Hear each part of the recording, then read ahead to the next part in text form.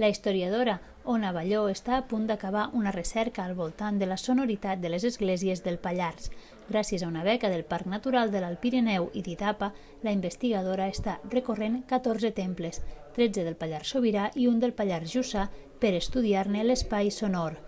Un dels elements en què se centra la investigació és en la relació entre les pintures murals i l'ambient sonor d'aquests espais. El que és interessant és aquesta sensació de fora de camp, de que manca alguna cosa quan estàs observant la iconografia o les pintures murals del Pallars Sobirà.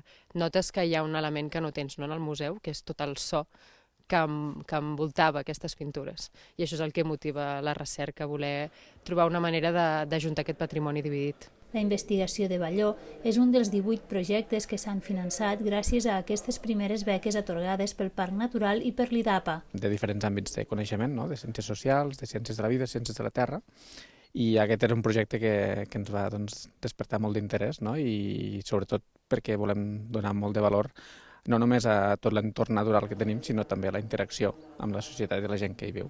I per tant, la funció de les esglésies i la seva sonoritat és un element d'interès, no? I que val molt la pena de fer-hi recerca.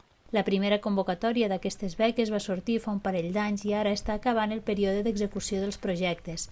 L'objectiu és poder treure una segona convocatòria pròximament per continuar promovent l'Alt Pirineu com a espai d'estudi i recerca.